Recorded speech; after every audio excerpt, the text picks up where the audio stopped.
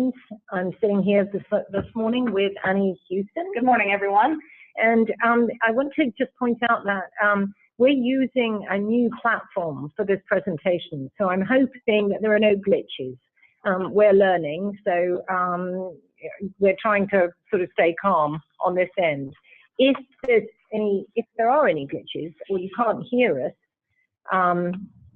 then could you please write in a question?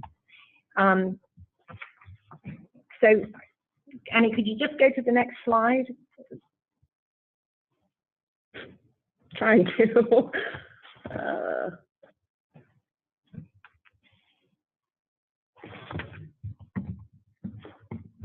So for best results with audio and to participate during the discussion, use this dial-in number, 408-638-0968, and into the webinar number, which is, and you should note this down, which is 123-243-348. That's 408-638-0968 for the dial-in number, and 123-243-378.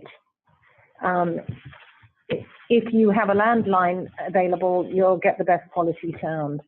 So we're going to mute all of you during the duration of this presentation, so you won't hear each other. If you have a question, use the chat feature as we go along, and we'll answer questions right at the end, and then we'll open it up for a discussion amongst everybody. So, if you don't want to use the chat feature, just make a note of your question, and we'll sort of, we'll open it up with you for a discussion with everybody who's online.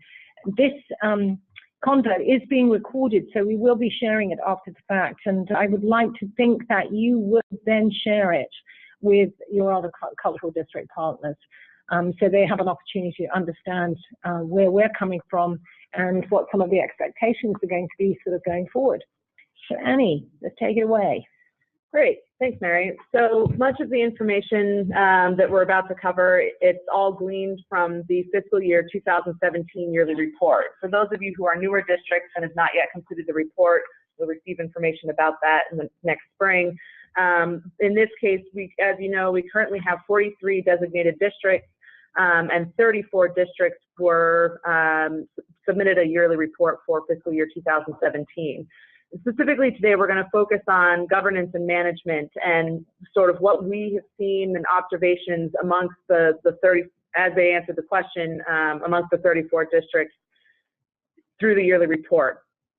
So for governance and management, we asked, describe the cultural district's current governance structure, including subcommittees, how often the partnership meets, how decisions are made, and how information is communicated among partners. We're 6 years into the Cultural District Initiative at this point. Many of you know that there's the managing entity, which can be the municipality or a third-party managing entity. There are 19 out of the 34 districts that are managed by the municipality. 15 districts are managed by third parties, and I'll get down into the specifics of which districts falls into these categories, but it's 8 cultural organizations. There are 4 business improvement districts or business groups that are managing districts, 2 community partnership groups, and 1 Main Street. So the way the guidelines are currently framed, we did allow for third-party arrangement between the municipality and another entity. As the applicant for designation, the municipality may elect to assign the day-to-day management responsibility to one of the cultural district partners who will act as the municipality's agent. The partner must be in good financial standing and have the capacity to lead the partnership. However, the municipality must be represented in the partnership. And it's worth clarifying and pointing out, the municipality holds the designation whether or not it has agreed to and assigned day-to-day management to a third party. So at the end of the day, the municipality is the one that is ultimately responsible for the cultural district and holds that designation to drive the agenda forward. So taking a look again of the 34 districts that submitted, this is the list of the municipally managed districts.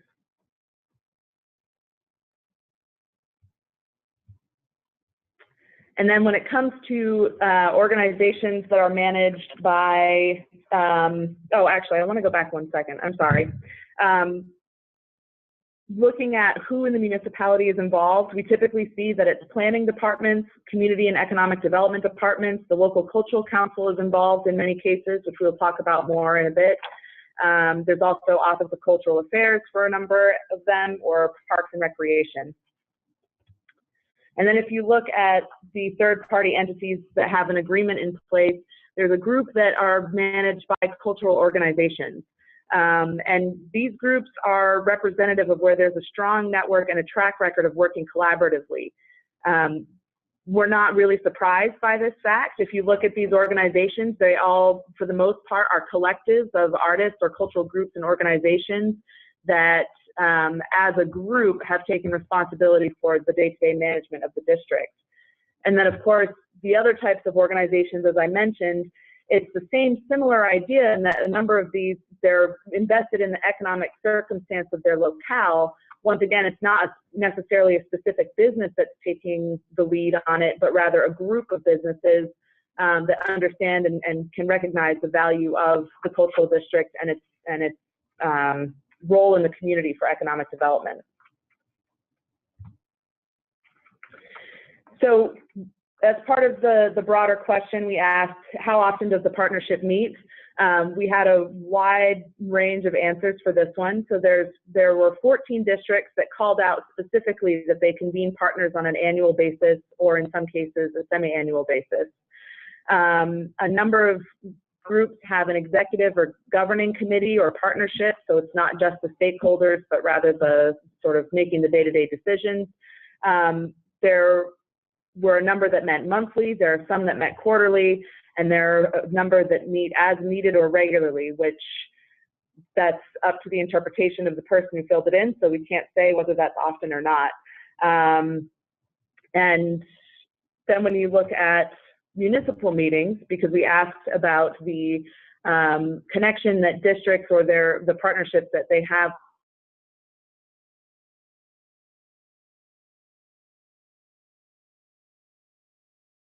municipal cultural plan, 13 have a municipal office of cultural affairs, and 25 districts have an established relationship with the local cultural council. And this is really important, and we were really pleased to see that, that there is an established local cultural council connection amongst so many of the districts. And this is part of what we're going to be encouraging as the management structure moves forward. The Local Cultural Council, as some of you know, is 38 years old. It's our longest running grant program. There's 2,400 cultural agents that serve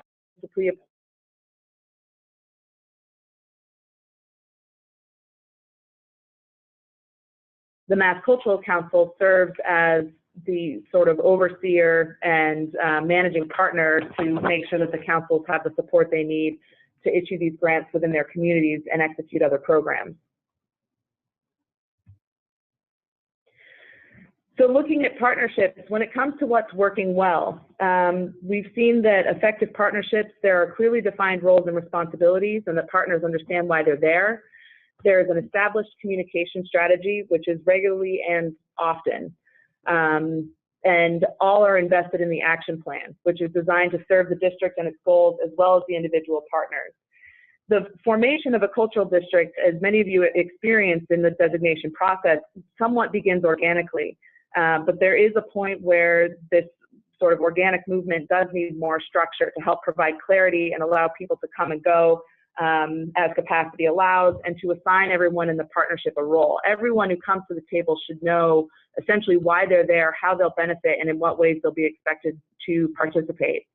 And communication, to that end, with the established communication strategy, is multifaceted. It's not just the in-person meetings.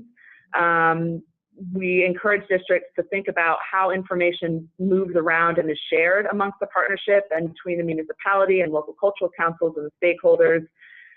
It's about sort of sharing updates as you go along to create space for the partners to make decisions and move the action plan and goals of the district forward, rather than having a quarterly meeting where everyone comes in and the bulk of the meeting is spent catching people up. that can really stall progress in meeting goals and trying to make decisions about how to best move forward. Many of you who have heard Mary and I in meetings will know that we find the 3 cornerstones of communication, transparency, and accountability to be incredibly important. You should report out to the partnership after meetings so that everyone knows what was going on, which can be done easily via email. Share your successes. There's no success too small to say this is something that we've achieved and that we're moving towards. Invite people to participate, to show up to events, to come to the meetings. Seek out and include new partners. If you've been designated for a couple of years and a new business is opened in town, if you haven't reached out to them, consider doing so that they can become part of this movement as well. And once again, it's all about ensuring good communication regularly and often. And this goes to support the broad cultural district initiative goals. These are outlined in our guidelines.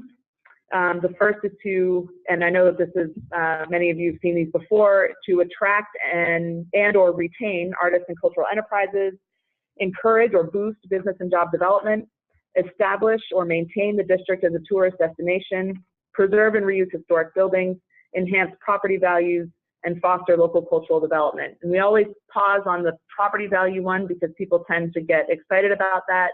This is not meant to sort of raise taxes for those nearby or talk about gentrifying a neighborhood. It's really more about making use of empty space that could potentially be turned into tax revenue for the municipality.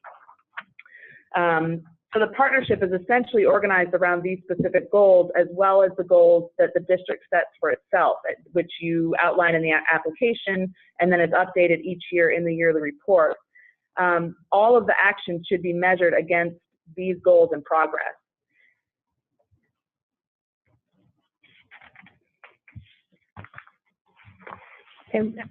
Managing the partnership is the single most complex piece of this work. In the current guidelines, prior to submitting an application, the city or town must form a cultural district partnership, and the partnership must be comprised of a diverse mix of organizations and businesses that represent the shared interests of the district. The majority of organizations in the partnership must be located in the district, and you know that we've got in the current guidelines that organizations, cultural organizations that fall outside of the district can be partners with the district and be promoted by it if they're programming or doing something in tandem with the district. The current construct in the guidelines around the partnership or the formation of the partnership is loosely framed with an assumption that the municipality has the knowledge and capacity to build the appropriate partnership. So the steps for developing a partnership and sustainability usually include these sort of 4 cornerstones: the identification of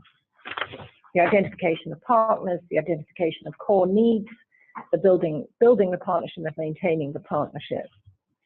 So having some systems in place to keep track of and manage relationships can prove extremely helpful. We've observed that municipalities have issues understanding whether or not they are identifying the right types of partners to oversee the day-to-day management of the district, and that partners are not always representative of the cultural community. This can hinder the development of a robust management structure, the identification of a shared agenda, and the action steps that flow from it, even after the designation process is concluded.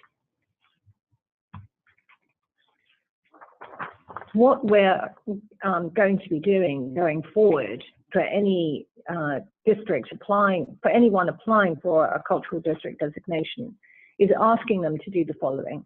So at the minimum, the following organizations or individuals should be involved in the management of the district on a regular and ongoing basis: a city or town representative, a member of the local cultural council, and this does not necessarily need to be the chair or the treasurer.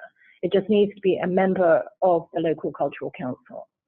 A cultural organizations or organizations incorporated in Massachusetts that represent the arts, humanities, and sciences. And I would say that that also includes, in case you're hesitating on that, any of the sort of folks who fall within a heritage classification. as well. We include those in the mix when we think about cultural organizations. We tend to talk about them, and that would also include your local library, for instance. 2 or more artists that live and or work in the proposed district, or an organization that represents artists. We also want for-profit creative businesses like galleries or dance schools or some such involved in the partnership, if there is one that's relevant. And then local businesses and or Chamber of Commerce. So we are changing this, not just for the newly designated districts, but actually for all the districts. And for many of you, this won't be a change. For some of you, this will involve expanding your partnership. So most of you reported a working relationship with your local cultural council, which is Annie referred to. We want them to be at the table as local partners. They are our partners. They are part of how we deliver benefit to our cities and towns across the state. And we want them to be included. On top of that, we would like, depending on the assets in the district and the district's goals, the municipality may also elect to include the following types of entities: a tourism representative. And the tourism representative could be either the local representative from the local, there could be a municipal tourism department, for instance, and that would be relevant. Or it can be the regional representative, which is the Regional Tourism Council, which many of you have a working relationship with in any case. Then historic preservation, which is often a commission, historical society, homes that are represented. It's the cultural heritage side of the community. A hospitality representative, where there is one, and that includes bed and breakfast, hotels, anyone who's thinking about or delivering hospitality. And I would also include restaurants in that. And the reason we ask you to do that is fairly obvious. If people are coming in from out of town, they're likely to stay at some of these places. They're likely to, and generally residents and visitors alike, populate some of the restaurants, and cultural activity and restaurants just go hand in hand. And educational institutions where there are institutions.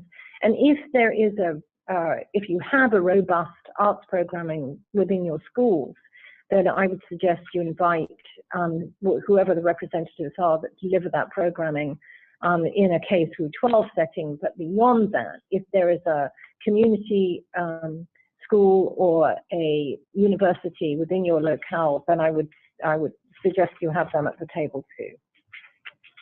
So there's a shift here in the roles and responsibilities too. The partners' roles and responsibilities must be clearly articulated and include a meeting schedule, terms of office, and other expectations.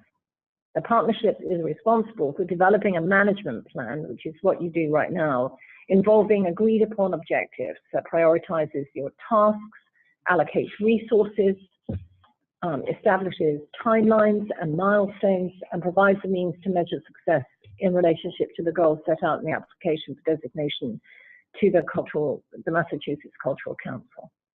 It's expected that the partnership will convene on a regular basis. Now, the word regular is an interesting one, isn't it?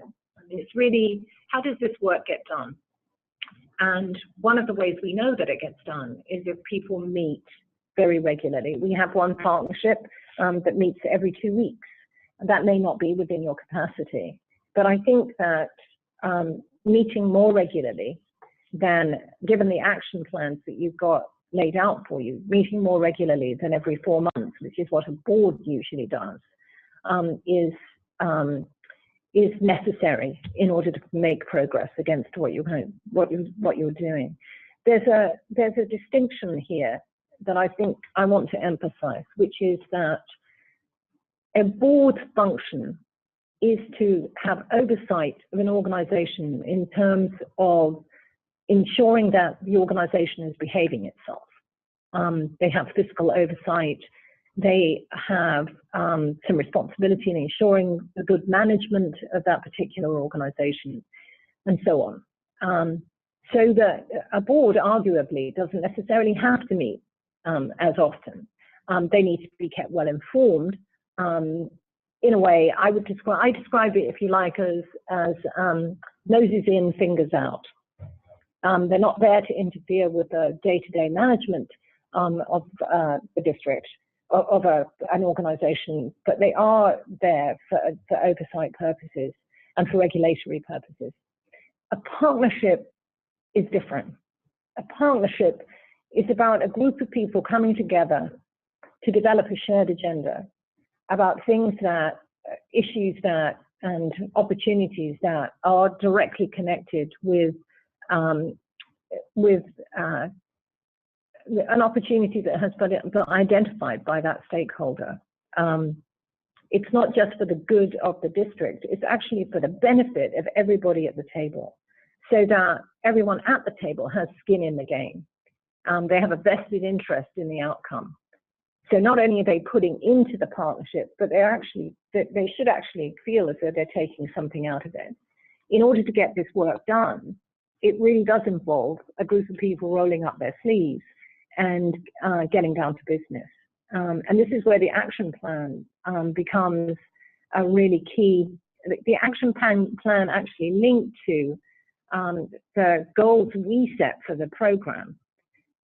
It can help give you some benchmarks and help you establish the timeline and milestones upon which this would happen. The designation is a 5-year window, and we did that very deliberately. We did it because we know that it takes time to accomplish some of the things we set out to do. It takes time to have the conversations necessary to see those things through. It takes time to develop programs, time to talk about resources, time to bring other people to the table, and then communicate out about what you're doing. And given the fact that it takes time, it also takes people sitting around a table on a regular basis to be able to identify that. And ultimately, we see the partnerships that meet between 4 and every 6 weeks seems to be a sort of a good window. It sets people up to sort of get on to do the next practical piece of business for the district. So the ability to achieve the goals successfully increases with good communication and with meeting very regularly. Now, one of the other things we're putting in place here is that, and many of you are already doing this, to form advisory committees, working groups, and subcommittees, and so on, as deemed necessary to provide support for the district's goals that are made up of stakeholders within the districts. So they don't necessarily have to be the same people as the governing body. From a capacity point of view, it makes sense actually if they're not. The other thing about committees is they don't have to be established in perpetuity. They can work on a specific topic or agenda and then be dissolved. There does need to be structure and a communication strategy. They do need to, committees need to understand who they're reporting out to and what their timelines are, and those need to be agreed on from the get-go, and actually what the task at hand really is in a very defined kind of way. So from what we can see, this has been a very successful aspect of the districts in helping progress the goals and realize action plans. Committees should be reviewed on a yearly basis, and it's really important to figure out a way to thank people for the work that they put in if they're working on an advisory committee. And this is where annual meetings can actually be very important, because there's an opportunity there for everybody to convene all of the stakeholders, come together into the room to talk about actually what's been accomplished in that year, and actually to give each other a pat on the back for the fact that you've actually done what you set out to do based on the timeline and the milestones that you've set for yourself. The third-party arrangement is not something we're going to change. As the applicant for the designation, it's the municipality that can elect to assign the day-to-day management responsibility to one of the cultural district partners who act as the municipality's agent. So the partner who acts in this way, acts as a third-party entity, must be in good financial standing and have the capacity to lead the partnership. However, the municipality must be represented in the partnership. They must be at the table on an ongoing basis in the governing body. If the day-to-day management of the district is assigned to a third party, there must be a written agreement between the city and town, and many of you have this, and the designated party that outlines the responsibilities of each party. I think this is really important. It just provides enormous clarity about what the expectations are, and that's always good to kind of set out with. And I think the agreements that have put in place are pretty solid. The agreement should include an exit plan for either party. If that's not something you have in place, I would suggest that that's something that's included. Fiscal arrangements. Initially, we didn't ask for fiscal arrangements, but many of you now are dealing with, because you've raised funds, are dealing with money. And it should be clear about how often the municipality expects you to report out on what's happening with any money that either they've given you or has come from other entities. This is a way of actually, going back to what Annie was talking about, this is a way of actually being very transparent about what you're doing and how you're going about doing it and the money that's spent. It's kind of like an insurance against any criticism that may be leveled in your direction for whatever it is you're doing. So reporting generally on some of the programs you're doing just sort of makes sense. I mean, figuring out a timeline for that, is that once a year, twice a year? Who is it you're meeting with within the municipality? Are you just meeting with department heads? Do you meet with the chief elected official? In which case, how often do you meet with that person? And then when do you put yourself in front of the governing body for your city or town? The agreement should be in line with local municipal regulations, and it should be reviewed by the municipality's legal counsel prior to submitting an application. If you are sitting there now thinking, you know, we didn't really do it like that, it's never too late to go back and sort of say, okay, let's get this agreement back on deck and see whether or not there's anything we want to revise or add to the agreement. If you need advice about this, please get in contact with Annie or I. And if you make any changes to the agreement that you have with the third party or with the municipality, would you please ensure that you submit that information to us at the MCC so we can include it in our records. You should at least be discussing on a yearly basis prior to submitting the yearly report whether or not the municipality and the third party entity continue to be in agreement about the best way to move the district forward. The partnership may include cultural, for-profit and non-profit organizations outside the geographic boundaries of the district, as I said, provided those organizations produce regular cultural programming within the district boundaries. The cultural district may promote them in cultural district materials. So there's no change in the guidelines to the role that cultural organizations outside the district can play. We want you to note here that if you're considering changing the boundaries to include additional cultural assets, this kind of expansion can be requested on a yearly basis as part of the yearly report or during the renewal process for the district.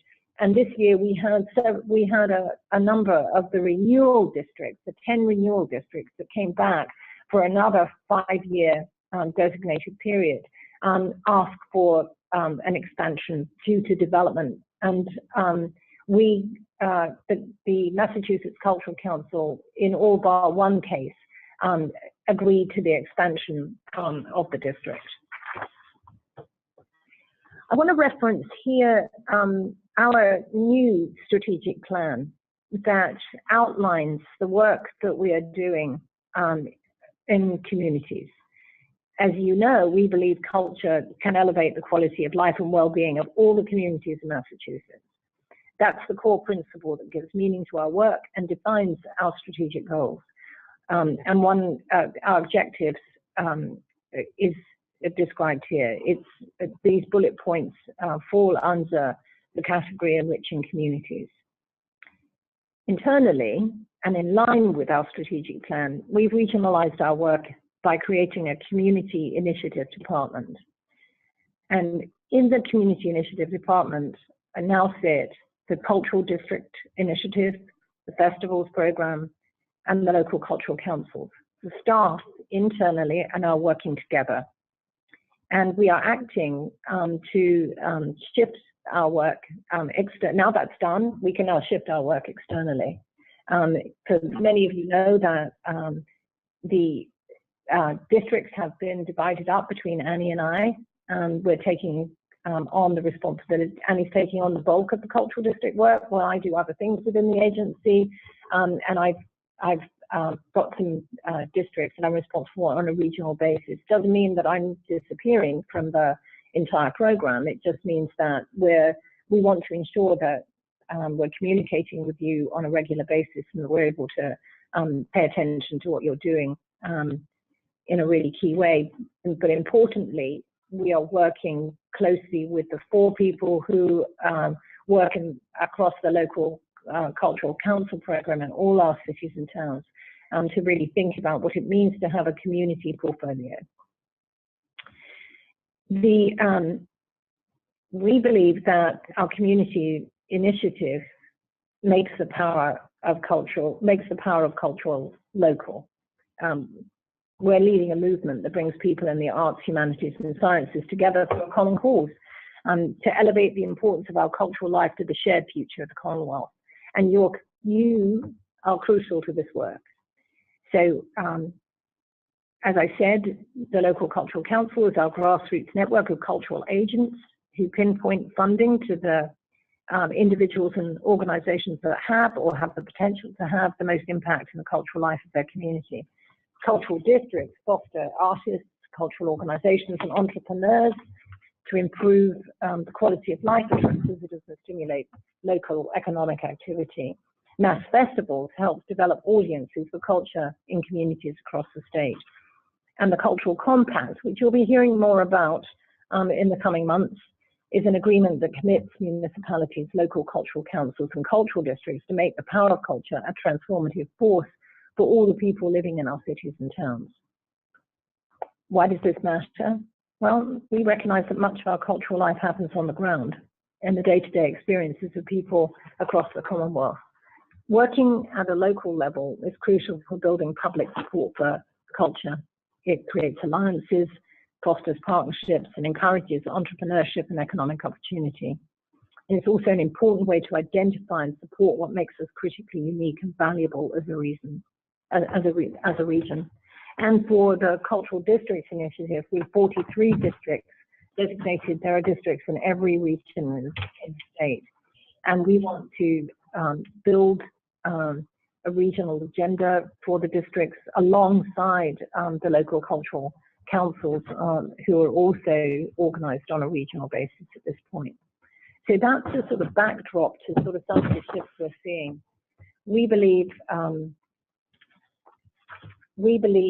that the partnership, and we believe this for a long time, the Adams Arts Program, which I have responsibility for alongside Annie, was designed as a partnership initiative. This kind of collaboration is very powerful, where it brings together this diverse group of stakeholders, which you're familiar with. Having formed the Cultural District Partnership in our communities is fundamental to driving a cultural agenda forward, an arts and cultural agenda forward, and bringing along people who may have been aware of some of the arts and cultural efforts, growth efforts within communities, but this really brings them, this makes them not only aware, but brings them into conversation about really what that involves. So I'm just gonna stop there. One thing, I do want to add one thing. For the existing districts, for the designated districts, we are going to ask that the changes in the makeup to your partnership are in place by the time that you submit your yearly report, which will be in July 2018. And then for the districts that are up for renewal in 2018, we are going to ask that this change is reflected in your application, which will be submitted in June of 2018. So there's a few weeks difference in terms of putting that together.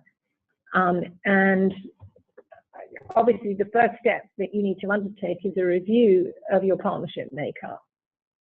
So let's open this up for everyone else. If we have the wherewithal to be able to do that, let's give it a whirl. I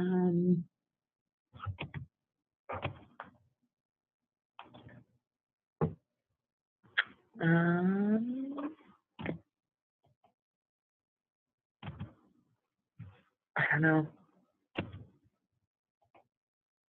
Does anybody have any questions? They want to, anything in chat, Annie? I don't have anything in chat. If people have questions, feel free to chat them in and we can discuss and share them with the group.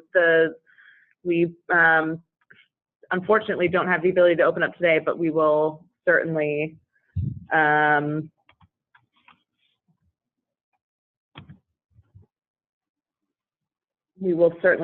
take care of it. So here's one question that we have. Are there examples of other cultural district annual reports that we can share? Absolutely. After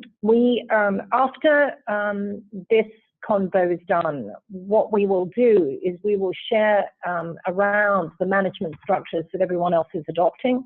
So we're going to take what we saw in the yearly reports and share that out with you, which is what we did when we shared the accomplishments after the cultural district convening. So you'll be able to review what other people are up to. We'll also include contact information in case you have any questions with that particular district.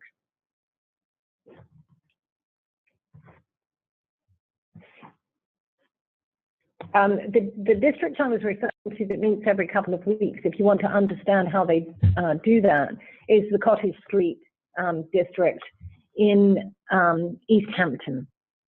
And the district sort of was built on a project that we funded initially through the Adams Arts program. And they have met every 2 weeks. That partnership has met every 2 weeks for the last 12 years, all bar a few vacations. There have been changes in the makeup of the people, leadership changes, and the people change in and out, but that partnership has been the most consistent.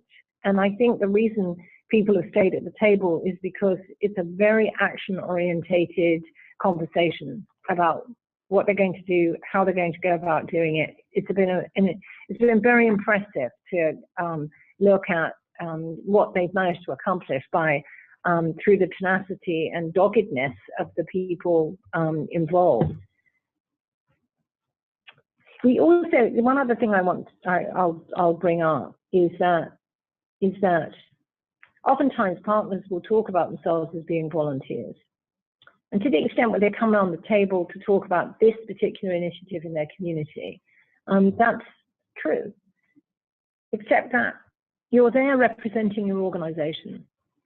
And one of the key things I think that's important for any partnership in order to make progress against what it is you want to do is to understand what's going on for that particular organization, a little more deeply than perhaps just sort of surface knowledge about programming or whatever. If you build out that understanding, it may help inform the action steps that you take about boosting the wherewithal for organizations to go about what they're doing. And it can also strengthen, not only does it strengthen the knowledge amongst the partners that are gathered, but it also can boost the vested interest of the people that are at the table. As I said, there's mutual benefit in a partnership. It's both what you put into the partnership in terms of ideas and intellectual capital, if you like, and time and support from your organization.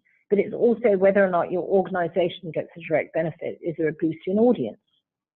Is there a boost in income? Is there a boost in visibility? What is there's a litmus test for sort of ensuring that the district is in line with the goals that have been set to attach themselves to some of the infrastructure and sustainability issues that we know that some of our organizations have.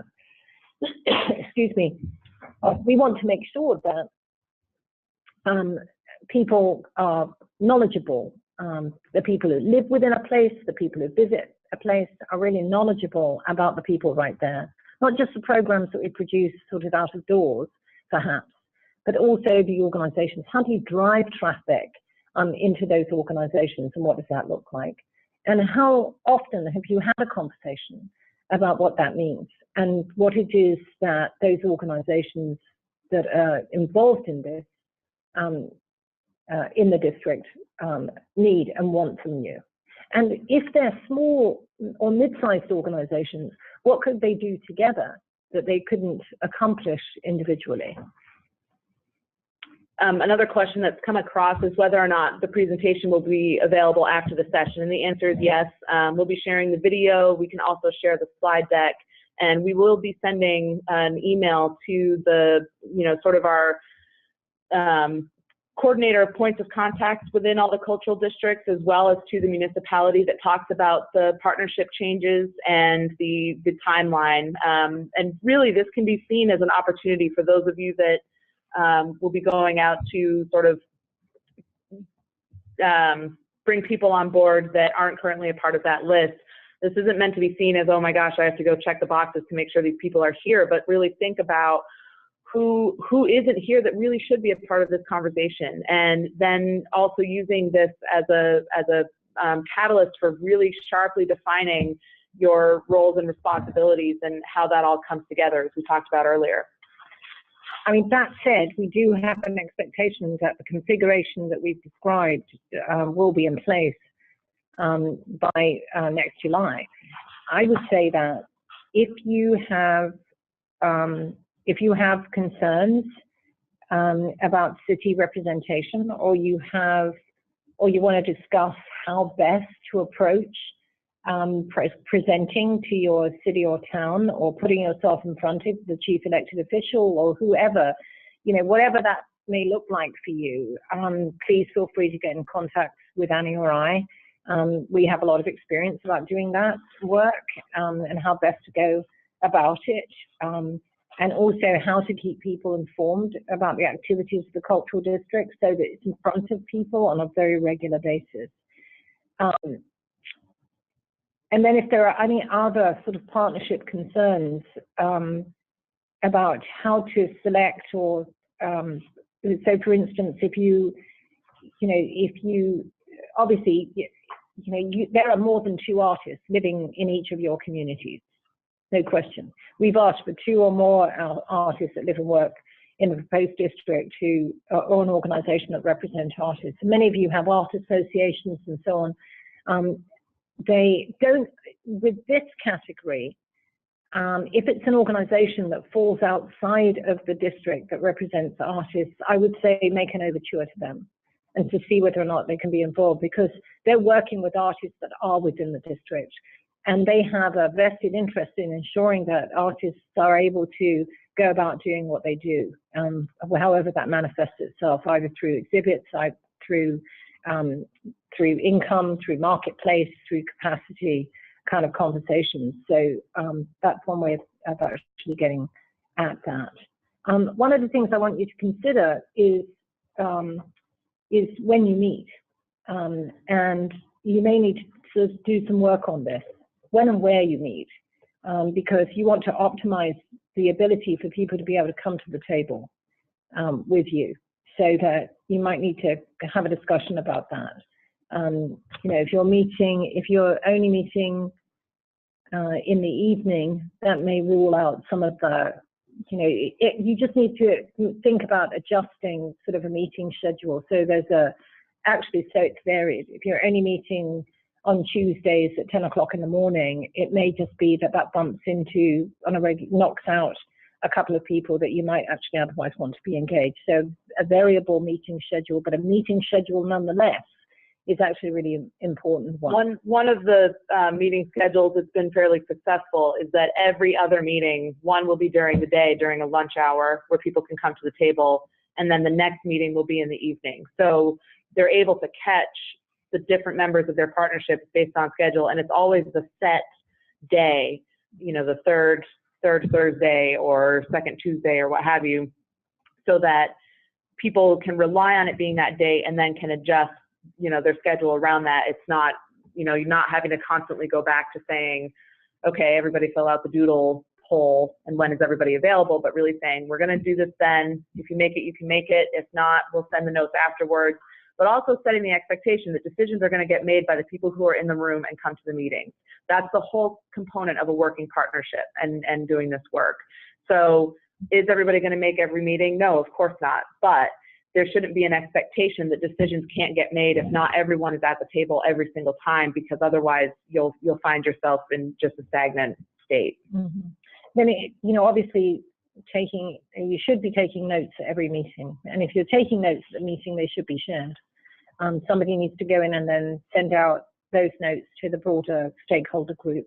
So even if they're not included or not involved in the governing body, but are involved in they are in the district, and they might get very excited about an idea that's sort of being promoted, or come up with some ideas about how to do something. They should absolutely routinely be included in your communications, and the notes that you take at your regular meetings should be part and parcel of that.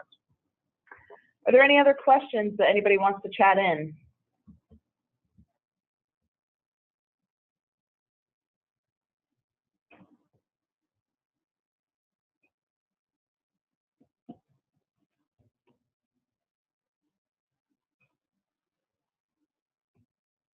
The other, one other thing I will mention is that, obviously we're not, Annie and I are having this conversation by ourselves. This is, this sort of way of working is with local cultural councils is something that we've internally been in discussion about, so that if you want to make an overture to your local cultural council, but you need assistance doing it, not only have you got Annie and I, but you've also got the local cultural council staff here at the Mass Cultural Council to help with that too.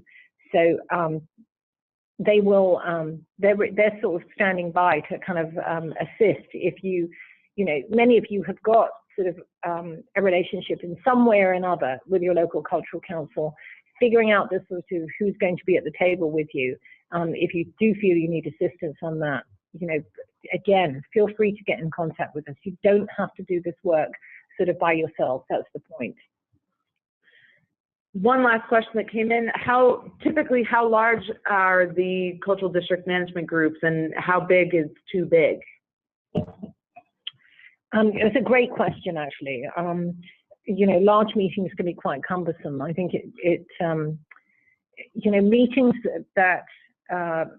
meetings where people only show up on a need-to-know basis. They're there because they want to know what's going on, but they're not really actually going to put the time and energy into making decisions about, and then roll up their sleeves to get things done, take up space. So that I think in terms of sorting out the roles and responsibilities piece of the partnership, it's figuring out really who has the time to commit, and who, and that can vary. Again, this is why you build in flexibility into the partnership, so that it's not the same 5 people doing all the work on behalf of everybody, all the stakeholders. They'll burn out. So you build in a structure where people can come and go. If the largest stakeholder group we have are about 76 partners in one community. Overall, in the 43 districts signed on as partners, we have about 690 organizations. So, pretty much what will work for you on a local basis. What we're saying to you, on a minimum, these are the people you need at the table to help drive this agenda forward and have discussions about this agenda.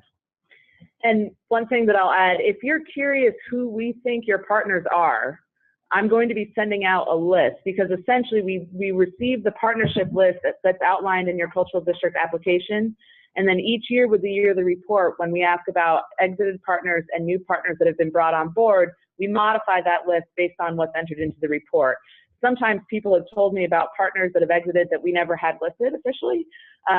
Sometimes people tell me about partners that have come on that we already had listed. So one of the things we're trying to do is to sort of get everyone on the same page as well.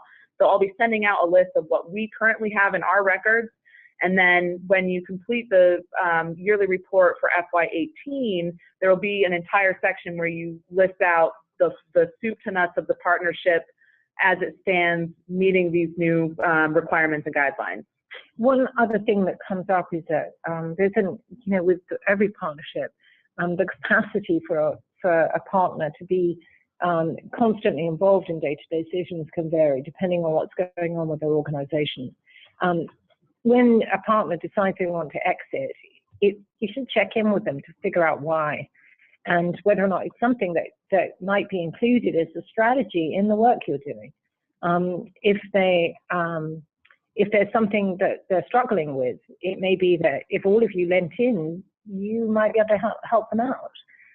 So I would just sort of add that to this mix, that in this kind of conversation, as you become familiar with each other, it's not, you're sharing both the upside of the work that's happening, but you're also understanding the terrain in which you're working in a little more deeply. And that's what we should be aiming for. Again, when the districts were formed, if you think back to when your district was formed and you think about the amount of people that came into the room with you who were interested in and wanted to be involved in a conversation about the district, that's a lot of people. So the stakeholder group that you have are the folks that can also help move this forward. If you're a small governing group, you just need to remember you don't need to do this on your own. You have this larger stakeholder group that you can turn to. But if you don't tell them about what you need or what you want to do or what your ambitions are, or seek their advice, then there's a communication gap there and a capacity gap that you're kind of creating yourselves. And it's a question of being able to sort of close that gap. We'll also be sending out some resources so you can read about how good partnerships work. We know that this work is hard, but we also know that when partnerships work well, the work is better. It's coming up to the end of our time. One thing I did want to mention is that you should have received a save the date for the inaugural Massachusetts Cultural Council Institute, which is going to be on Saturday, March 17th in Worcester. And we're bringing together the local cultural council members, the cultural districts, the Adams Arts Program projects, municipal representatives, and artists into the room for a conversation about working in community and the power of here, which is actually all about you and the work you're doing. So we want to, we said in the save the date invitation that we were trying to get an indication of interest. And so far, I think we've got 150 people who are already signed on. We'd like to think that you will participate in that. We really want you on board. We'd love to see you. It's going to be a very rich, deep day full of all sorts of people, both national thought leaders and key practitioners locally who are sort of doing this work. So it gives us ample opportunity to noodle on how to improve upon what we're already doing really well. So I want to thank you for what you're doing on a day in, day out basis to boost and enhance the cultural life of this state. And just to thank you also for joining this convo. It's a real pleasure. And we will be sending you within the week a whole bunch more information. And I just want to take the opportunity to thank everybody again, and to say happy Thanksgiving to you and to everybody in the district and your families. Thank you, everybody. Happy Thanksgiving. And next time we will have that audio working. So have a good one. Goodbye.